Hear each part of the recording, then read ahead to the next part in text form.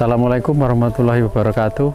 Perkenalkan, nama saya Mukhairul Soleh, dipanggil Irul. Kebetulan kita di kebun Mame Sapote di Desa Kebonrejo, tepatnya di Dusun Kateki. Mame Sapote ini asal Meksiko ini. Kalau di Indonesia disebut sawo raksasa karena buahnya bisa 2-3 kilo. Kalau rasa sih kayak rasa-rasa cilembunya ada memang. Satu buah ini bijinya juga cuma ada satu, kalau kebetulan bisa ada 2. Kalau untuk pembibit biasanya kan yang diambil adalah bijinya karena untuk perbanyakannya itu. Kawasan ini mungkin lebih dari 100 pohon yang sudah siap produksi buahnya seperti ini. Kalau ini umur kisaran 4-5 tahunan. Kalau asal bibit ini dari biji kemudian disambung susu, itu lebih kuat karena kemarin kita beli yang cangkokan itu ketika sudah umur 5 tahun rimbun, kena angin roboh, akhirnya mati. Maka untuk menyarankan teman-teman kalau pengen nanam, pilih yang sambung susu atau sambung pucuk itu. Kalau sambung susu atau sambung pucuk atau perbanyakannya lewat seperti itu paling 3 tahun, 4 tahun sudah mulai buah banyak. Dan itu tidak ada hentinya, karena ada yang tua, ada yang pentil, ada yang bunga, sehingga perputaran buah itu terus ada sepanjang waktu. Walaupun kalau dihitung, ini bunga sampai matang ini perkiraan sekitar 9 bulan. Ya 9 bulan satu buah itu menjadi masak dan matang. Ciri-ciri masak adalah ketika dikupas kulitnya, dalamnya itu warnanya oranye, kemerah-kemerahan. Kalau masih muda ini warnanya hijau. Kalau memperbanyak tanaman ini biasanya kalau teman-teman kalau untuk daerah sini kita sambung pucuk itu. Makanya kita produksi kebun, buahnya kita ambil, nanti bijinya kita semai, baru nanti kalau tinggi tanaman bibit dari biji itu udah tinggi kisaran 50-70 cm baru disambung atau dipun sambung susu. Kalau yang tidak punya biasanya dicangkok. Itu tapi cangkok itu ada kelemahan dan kelebihannya itu, mudah roboh itu. Dan itu kalau cangkok pun tidak mudah jadi karena kan ketika kita cangkok kadang kering. Paling rekomendasi perbanyakan adalah sambung susu. Kalau kelebihan cangkok cuma mereka adalah generasinya murni benar-benar dari indukannya dan buahnya juga lebih cepat, tapi kelemahannya memang nggak punya akar tunggangnya itu, akar serabut. Ketika dia tumbuh besar, gede, itu rawan roboh ketika kena angin. Walaupun saya sudah nanam samping rumah, anggap aja udah sebagai penahan angin, itu pun masih roboh 2 itu. Yang dulu itu tinggi di 2 meteran, saya belinya 5.500.000 satunya. Itu roboh. Buahnya nggak kenal musim dan buah terus. Di rumah itu ada 6 pohon, kemarin ditebas orang Ponorogo sama orang Trenggalek sama Malang itu, panen terbanyak itu ada kisaran, pokoknya saya dapat tak belikan motor untuk anak saya itu cukup panen sekali. Ya kecil-kecil masih ada dan itu borongan 6 pohon itu diambil semua, itu dapat motor 1. Kalau untuk potensi masih luar biasa. Saya kenal Mame Sapote itu 2012. Dulu cangkokan itu harga 500.000. Saat ini masih harga di situ. Kalau cangkokan kecil-kecil mungkin lebih murah dikit, paling 400-300 boleh. Tapi masih fresh, masih baru. Tapi kalau udah hidup di angka 500.000 ke atas. Apalagi yang sambung susu itu paling enggak di 750 sampai 1,5 juta untuk bibitnya. Jadi kalau untuk budidaya ini antar penghobi aja kita masih kewalahan. Belum menyasar ke pasar umum, masih orang-orang yang suka aja ini.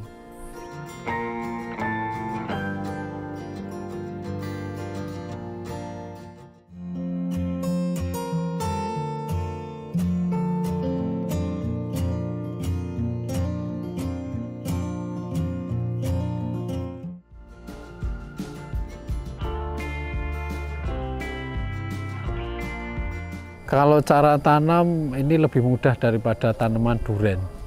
Kemungkinan kalau Kalau tanamnya masih SOP tanaman aja nggak apa-apa, masih bisa hidup. Lubang normal, pemupukan normal, perawatan seperti tanaman lainnya masih bisa survive, dan ini mudah hidup, tidak seperti durian. Mungkin sama kelengkeng hampir mirip, dan begitu adaptif di Indonesia ini. Di dataran rendah dia tumbuh bagus, berbuah bagus. Di dataran tinggi pun dia tumbuh bagus dan berbuah bagus. Kalau jarak tanam ini paling ideal sih, kalau bagusnya sih 8, karena rantingnya lumayan panjang. Karena ini lahannya sempit, kita maksimalkan paling jaraknya ini paling 3 meter, 4 meter. Karena untuk memaksimalkan lahan sebetulnya ini. Kalau perawatan sehari-hari paling kalau sudah tumbuh seperti ini, paling pemupukan paling 6 bulan sekali. Penyiraman kalau posisi kemarau panjang paling dikasih, kalau enggak sih enggak perlu sebetulnya. Pruning kalau kita pengen tanaman itu tidak terlalu tinggi, kita pruning atas biar nanti kita petiknya enggak susah. Itu yang sebelah sana kita sudah lagi di pruning maksimal. Pruning gundul, hampir kayak gini, pruning gundul.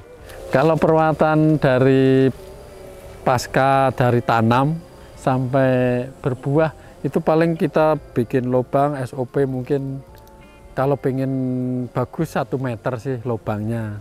Kita kasih pupuk kandang, kompos, arang sekam, campur ke dalam situ, baru tanaman minimal paling enggak di 50 sampai 70 cm kita tanam. Kalau perawatan penyiraman paling 1 minggu sekali cukup. Kalau pupuk pakai kompos saja cukup. Kalau memang untuk pembibitan sebanyak ini memang butuh pestisida, fungisida, itu perlu karena kita homogen, ketika terserang itu gampang menyebarnya. Tapi kalau cuma nanam satu depan rumah, teman-teman yang pengen penghobi, pengen nanam itu paling cuma kompos, kalau pengen untuk support paling NPK cukup. Hama paling ulat sih, ulat sedikit sih. Kalau sepanjang ini masih jarang sih, hamanya nggak begitu dominan. Nggak perlu penanganan khusus, mudah sekali. Walaupun ini tanaman dari Meksiko sebetulnya, ternyata di sini tumbuh bagus gitu loh. Kalau buah ini biasanya kalau penghobi kita jual per biji. Intinya karena kita jual bijinya.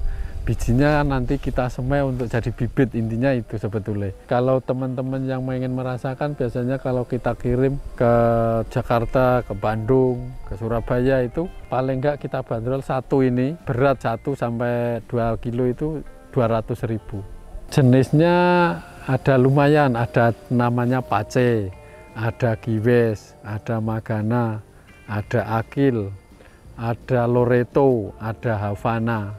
Loreto itu menurut teman-teman penghobi buahnya paling enak, paling manis. Kalau buahnya gede biasanya di magana, tapi rasanya cenderung ke rasa cilembunya lebih terasa. Kalau untuk teman-teman yang pengen merasakan triknya biar enak, ketika petik di PP sehari, kulitnya dihaluskan sampai halus, kemudian dibungkus koran, paling 3 hari sudah masak. Kalau pengen enak lagi, masukkan kulkas, setelah dingin baru dimakan. Itu rasanya lebih enak. Kalau langsung dimakan, satu buah ini dimakan 3 orang itu nggak akan habis, karena enak. Kalau pengen bibitnya nanti bisa hubungi admin Pondok Tani bisa. Nanti dari ukuran yang gede sampai ukuran dari biji ada. Sambung pucuk kecil ada, cangkok ada, yang gede ada, yang siap buah batangnya sekaki itu sudah juga ada. Jadi ada banyak pilihan. Harganya dari angka 500.000 sampai 10 juta yang terbesar itu.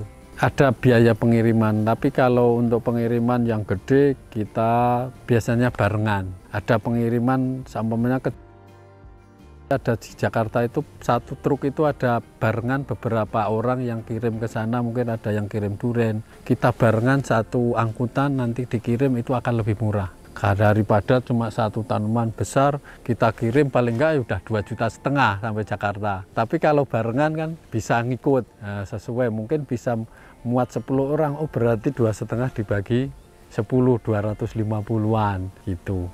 Kalau belinya banyak, ongkos kirim gratis. Satu truk full berangkat, ongkos kirim kita tanggung. Kita garansi tanaman ditanam mati kita ganti. Buat teman-teman yang suka dengan sawo, ini adalah koleksi yang sangat luar biasa. Mumpung bibitnya banyak, siap-siap maka disegerakan kalau pengen pesen segera. Takutnya bibitnya kehabisan. Mungkin dari saya sekian dulu. Wassalamualaikum warahmatullahi wabarakatuh.